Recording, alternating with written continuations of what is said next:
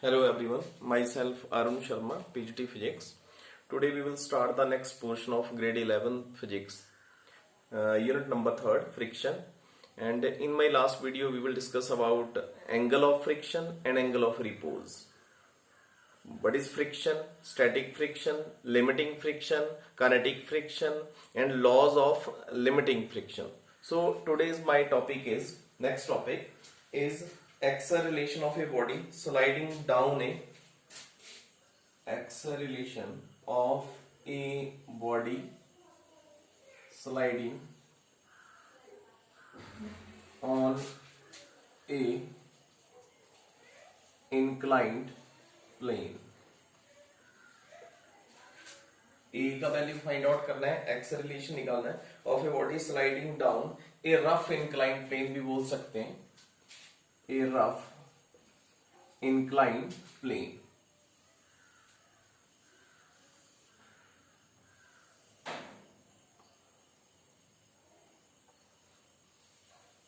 It's your inclined plane.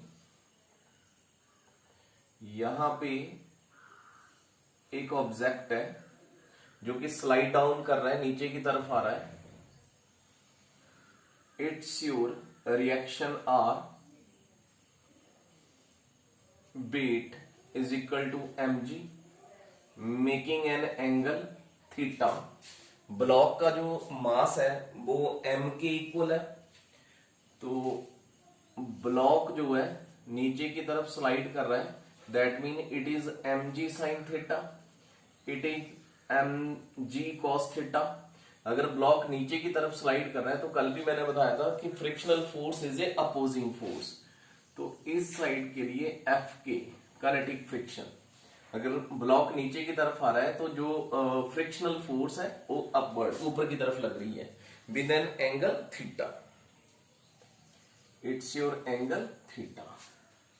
तो यहां पे आप बोल सकते हैं कि एक बॉडी ली है जो कि रफ इंक्लाइन प्लेन के ऊपर है, जिसका मास जो है वो m के इक्वल दिया हुआ है, sliding down in incline plane of an making an angle theta, और थीटा एंगल के साथ वो स्लाइड डाउन कर रहा है.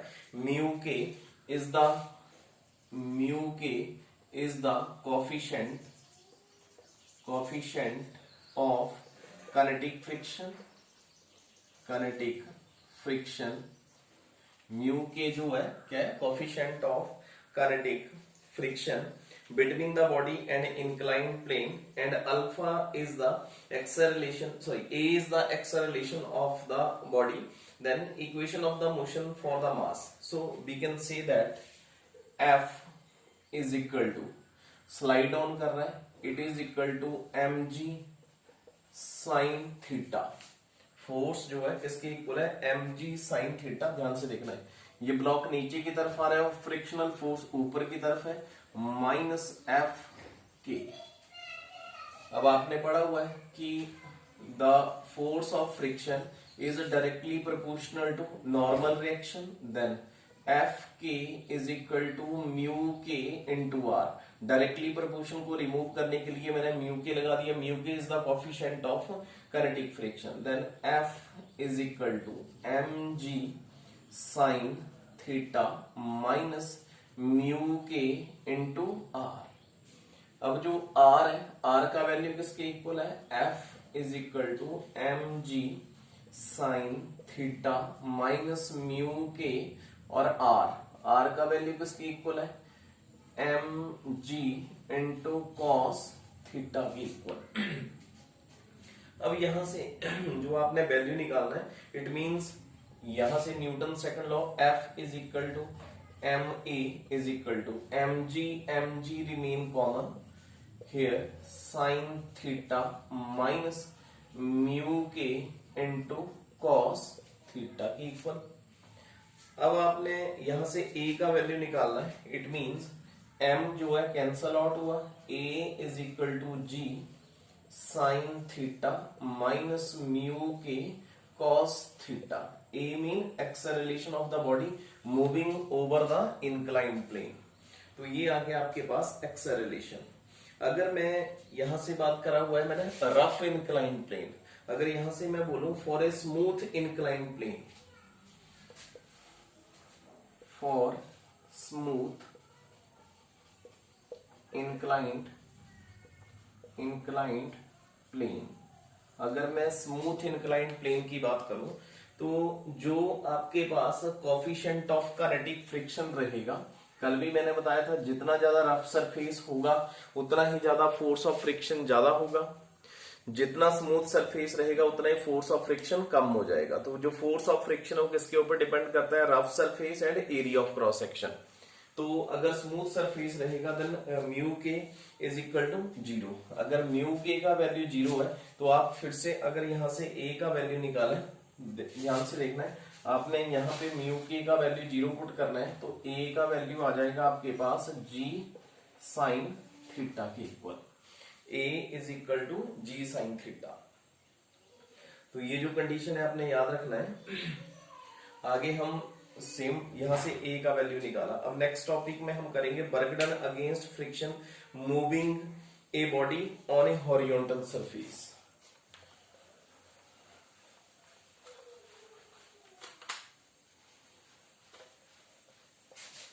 Next topic, work done against friction, work done against friction.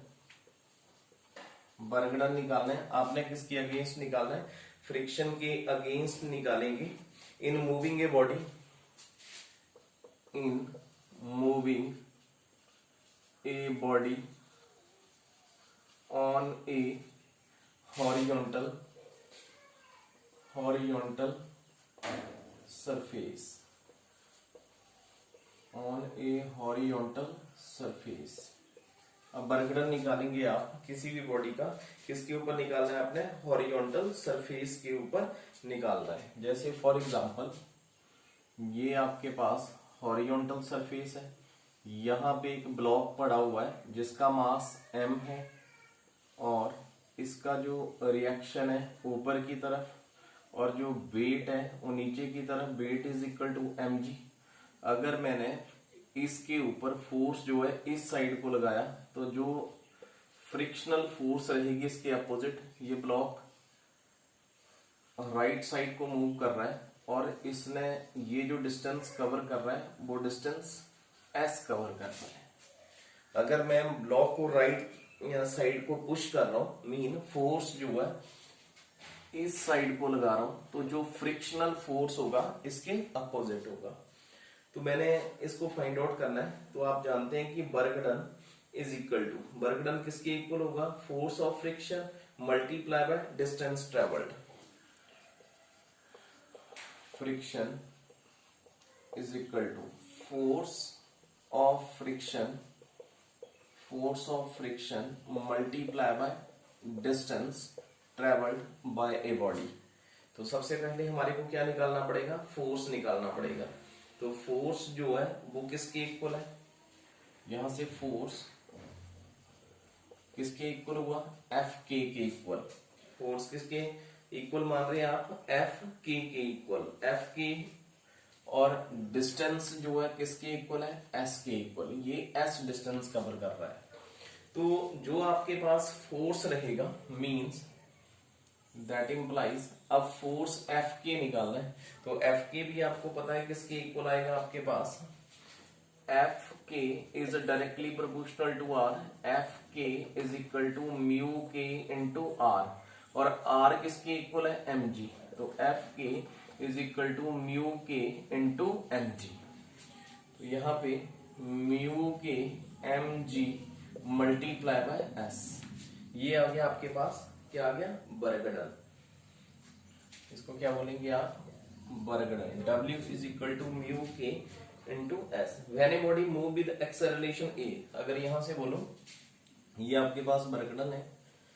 When a body move with acceleration A, अगर जो ये ऑब्जेक्ट है वो अगर ए एक्सेलरेशन के साथ मूव करे देन, तो एफ राइट साइड को और एफ की लेफ्ट हैंड साइड को फ्रिक्शनल फोर्स, तो मैं लिखूंगा एफ माइनस एफ के। अब इसको पॉजिटिव लिख रहा हूं क्योंकि इस साइड को आप फोर्स अप्लाई कर रहे हैं और जो फ्रिक्शनल फोर्स इसके अपोजिट है, तो जो फ्रिक्शनल फोर्स आ रही है वो किस में आ रही है, नेगेटिव में आ रही है। Then force is equal to M into A according to Newton second law. Mass उसका एम है और इसके इक्वल है। अब यहां से आपने एफ निकालना है, then F is equal to M A plus F of के।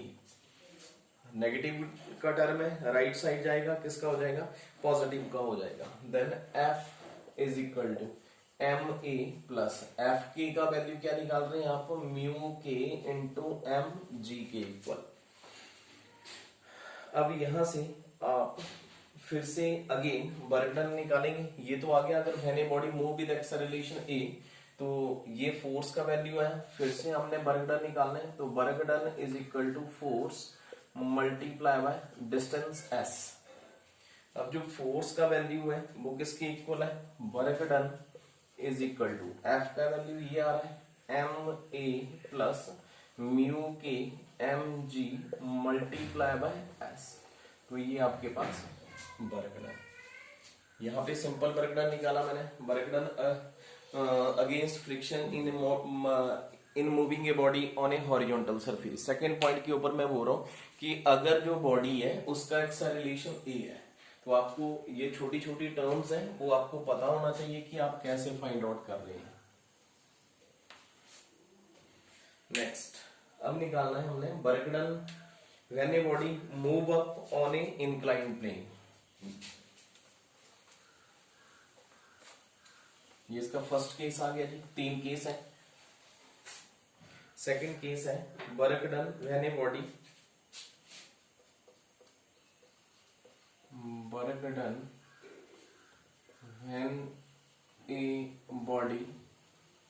Move up a inclined plane.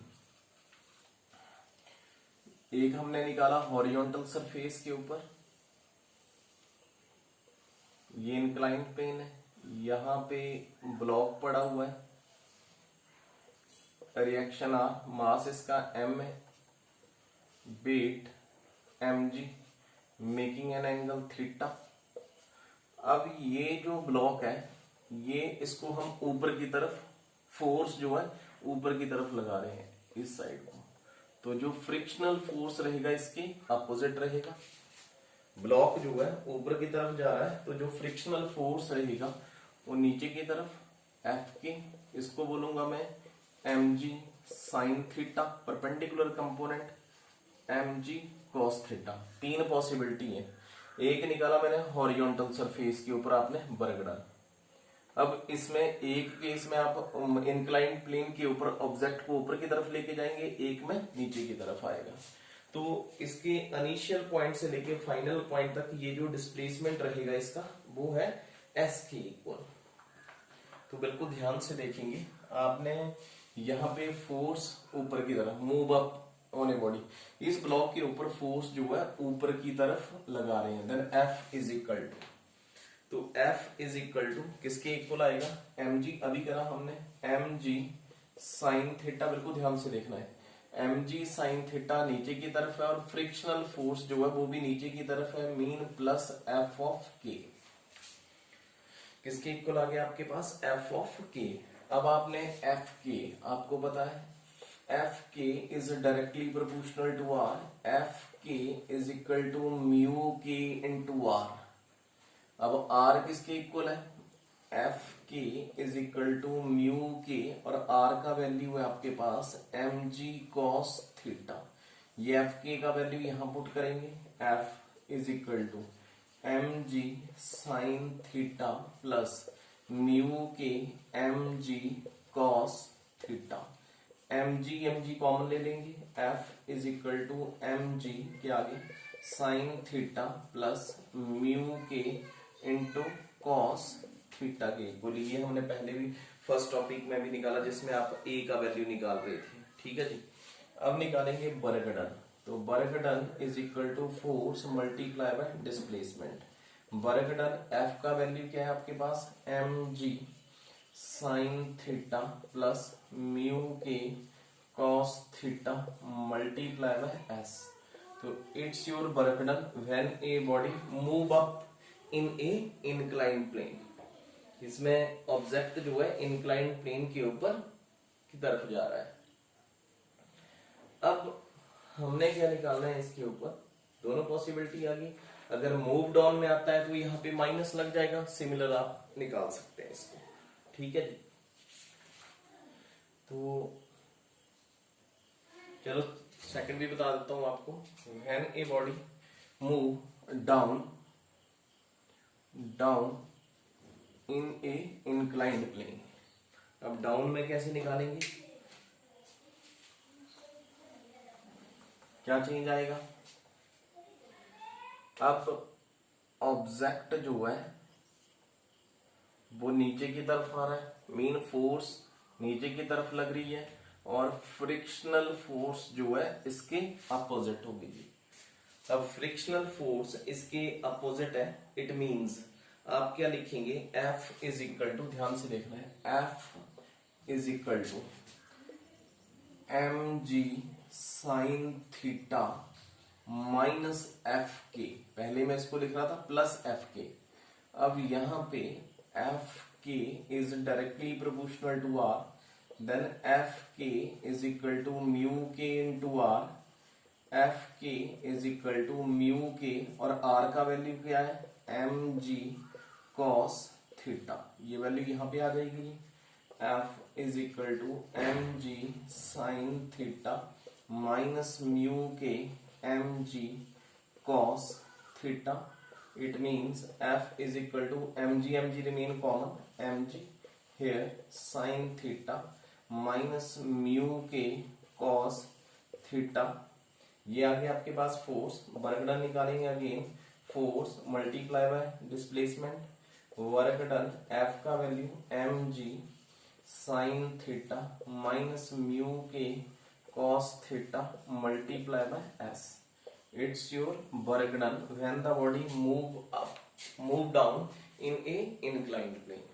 तो ये वर्क डन के 3 टॉपिक है. आपको हो सकता है कि तीनों के तीनों भी पूछे जाएं, हो सकता है आपको एक टॉपिक भी पूछा जाए. तो आपने ये अच्छे से प्रिपेयर करने. इनके ऊपर नेक्स्ट न्यूमेरिकल भी आएगा, तो हम न्यूमेरिकल भी इसका सॉल्व कर सकते हैं.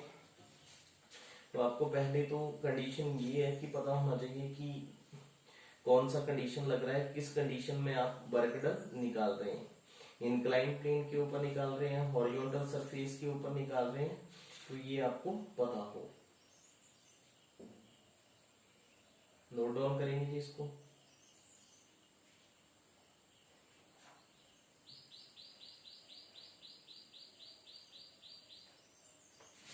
चलो एक न्यूमेरिकल है.